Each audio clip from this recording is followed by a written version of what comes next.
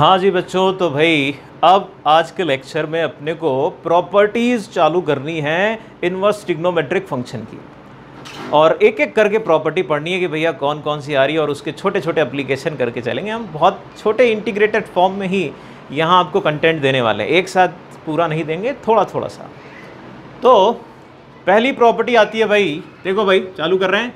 Property number 1, जबकि trigonometric function के अंदर इन्वर्स ट्रिग्नोमेट्रिक फंक्शन हो तो क्या किया जाए। ज़रा देखना, ये पहली प्रॉपर्टी है, जबकि ट्रिग्नोमेट्रिक फंक्शन के अंदर इन्वर्स ट्रिग्नोमेट्रिक फंक्शन हो, यानी बात समझो, क्या कहना चाह रहे हैं हम। Sine of sine inverse x. अब बेटा जी, हमने कंपोजिट फंक्शन में भी जाना था, क्योंकि ये कंपोजिशन हो रहा है, और फंक्शन में ही इन्वर्स जब पढ़ा था तब भी हमने जाना था। इन्वर्स में फंक्शन और फंक्शन का इन्वर्स, फंक्शन और फंक्शन के इन्वर्स का अगर कंपोजिशन करोगे तो तुमको हर बार अंदर वाले फंक्शन की डोमेन पे आइडेंटिटी मिलेगी, यानी फंक्शन x मिलेगा। मतलब ये होगा x, लेकिन कब के लिए x होगा? अंदर वाले की डोमेन के लिए x होगा, यानी cos ऑफ cos इनवर्स। लो भैया, इतनी बात अगर समझ में आ गई, फंक्शन और फंक्शन के इनवर्स का कंपोजिशन अगर मेरे को समझ में आ गया कि भैया ये हर बार x होने वाला है, तो ये भी x हो जाएगा। और दोनों के लिए x बिलोंग कर रहा है -1 से लेकर 1 तक। एक छोटा सा काम और कर देते हैं, ये अगर फंक्शन है y इज इक्वल टू करके, तो इसका ग्राफ भी बना लो। अरे ग्राफ बनाने में क्या जाता है, बना लो भाई। ग्राफ बनाओगे तो क्या बनाओगे, y is equal to x line बनाओगे, लेकिन कहाँ? -1 से 1 के बीच में। लो भैया, -1 से 1 के बीच में लाइन बना दी मैंने। ये है 1 और ये है -1। ये है ग्राफ किसका? इन दोनों का एक ही ग्राफ बनने वाला है। अच्छी बात, ठीक। फिर अगली बात, अगर मैं tan of tan inverse x लिखता, या cot of cot inverse x लिखता, तो भी ये दोनों के दोनों x ही हो जाते अंदर वाले की डोमेन में। और अंदर वाले की डोमेन है क्या बेटा? यहां पर रियल नंबर। तो इसका ग्राफ क्या आता? इसका ग्राफ आएगा पूरी की पूरी लाइन, सारे y is equal to x line पूरी मिल जाएगी। और आखिरी में sec of sec inverse x and cosec of cosec inverse x। अब ये भी समझ में आ रहा है आपको, ये दोनों ही x होंगे, लेकिन इसकी डोमेन क्या होगी? इसकी डोमेन होगी mod x greater than equal to 1। मतलब क्या हुआ? चित्र कैसा बनेगा? 1 के आगे और -1 के पहले। बोलो जी, ये बड़ी आसान प्रॉपर्टी है, सबसे पहली प्रॉपर्टी, लेकिन बड़ी आसान। क्या? फटाफट हमको अंदर इन्वर्स ट्रिग्नोमेट्रिक फंक्शन रखना है और बार बार x निकाल के रख देना है।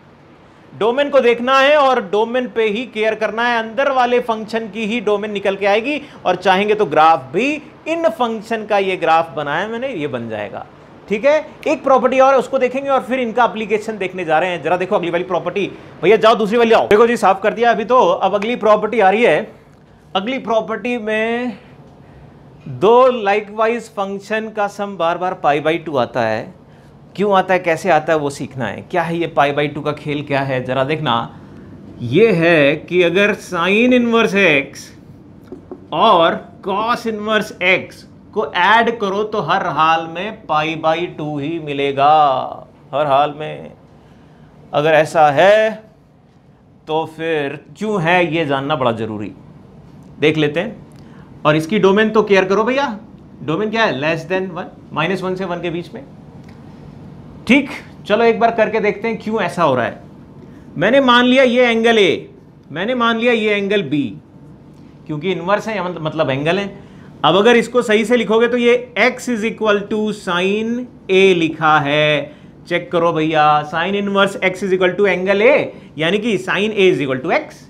और यहां पर भी देखो तो ये क्या लिखा है, x is equal to cos b लिखा है। दोनों x हैं, ये तो मजा आ गया, दोनों x हैं, ये तो मजा आ गया, यानी sine a is equal to cos b। बड़ा आसान है। तो फिर ये तो पुराने जमाने की बात है कि कॉस को मैं साइन में अगर तोड़ना चाहूं तो मैं कहूंगा पाई बाई 2 माइनस बी। लो भैया, दोनों तरफ साइन आ गया, दोनों तरफ। तो a is equal to pi by 2 minus B हो गया। केयर करने वाली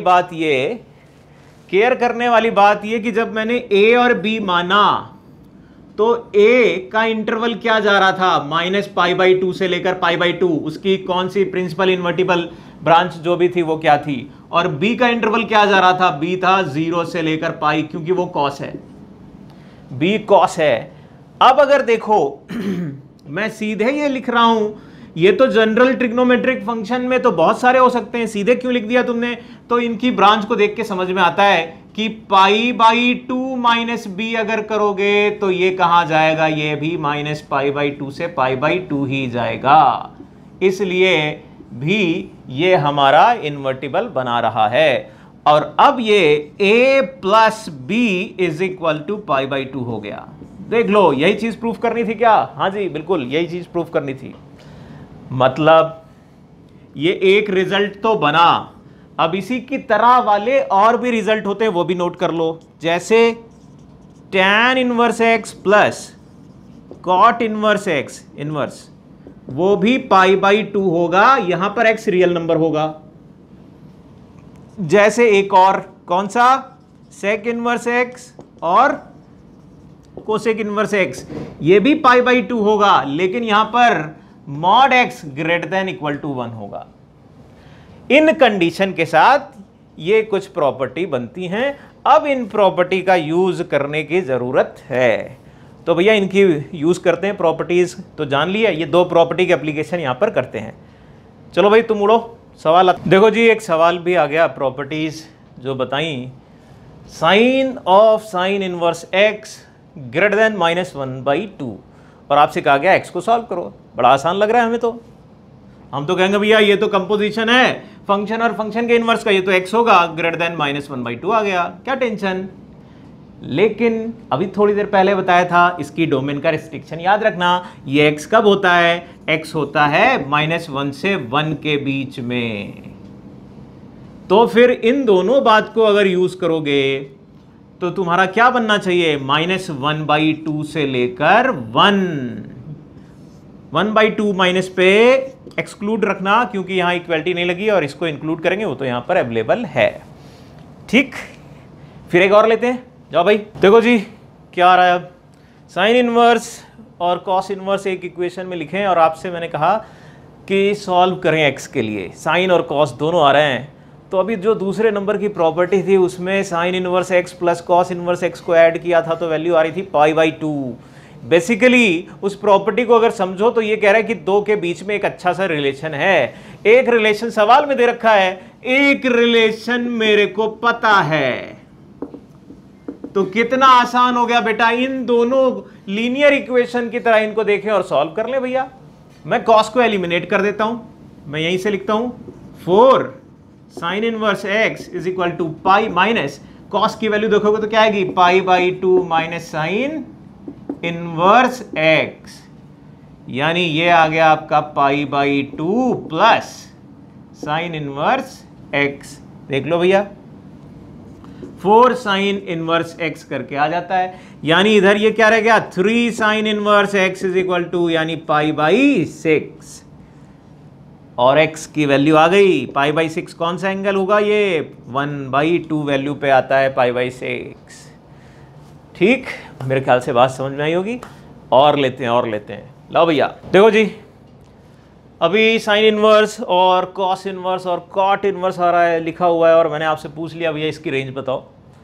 ये तो आसान लग रहा है देखने में तो आसान लग रहा है कि मैंने कह दिया पाई बाई 2, इन दोनों को मिला दो, pi by 2 cot inverse x, और कॉट इनवर्स की रेंज देख लो, आपके दिमाग में क्या आएगा? आपके दिमाग में आएगा कि भैया कॉट इनवर्स बिलोंग करता है 0 से पाई, ये तो बहुत अच्छी बात आई। फिर cot inverse x plus pi by 2 कर लो, और ये पाई बाई 2 से 3 पाई बाई 2 आएगा। सही बात है ना? यही आंसर आ जाना चाहिए। लेकिन दुर्भाग्य देखो ये गलत है। इतना तो समझ में आना चाहिए, अलग से लिख दिया हमने तो गलत है। क्यों गलत है? पकड़ पा रहे हो? पकड़ पा रहे हो ये क्यों गलत है? नहीं पकड़ पाए? देखो देखो जरा, हम जब इनको कंबाइंड कर रहे हैं तो हमको ध्यान रखना चाहिए भैया इनका डोमेन का रेस्ट्रिक्शन क्या था। ये तो सारे रियल नंबर के लिए है, लेकिन ये x -1/2 से -1 से 1 के बीच में है। मतलब अब ये जो फंक्शन ढूंढोगे इसके लिए डोमेन का रेस्ट्रिक्शन लगा हुआ है। तो कॉट का ग्राफ बनाना, लेकिन ऑब्जर्व करना केवल -1 और 1 के बीच में, और -1 पे ये पाई बाई 4 वैल्यू देता है, और यहां देता है ये 3 पाई बाई 4, इसके बीच वाला ग्राफ। यानी कॉट इनवर्स x बिलोंग करेगा पाई बाई 4 से 3 पाई बाई 4 तक। ध्यान देने वाली बात। फिर मैं पाई बाई 2 ऐड कर लूं, फिर आप पाई बाई 2 ऐड कर लो, और अब फाइनल आंसर आ जाएगा, ये आएगा 3 पाई बाई 4 से लेकर, इसमें पाई बाई 4 ऐड कर दोगे तो कितना आ जाएगा बेटा? 7, 5 पाई बाई 4।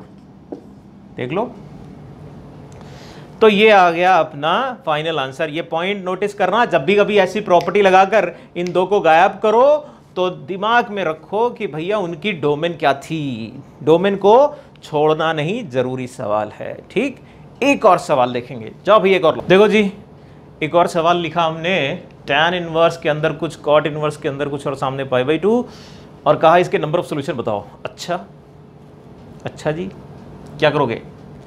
अब करना यह है आपको कि tan इनवर्स प्लस अगर कॉट इनवर्स पाई बाई 2 है, यानी अंदर जो लिखे हैं ये दोनों सेम होंगे तभी तो होंगे। दोनों x होते थे, tan inverse x plus cot inverse x, तभी पाई बाई 2 बनता था। यानी e power minus mod x must be equal to ln x। इतना देखना है।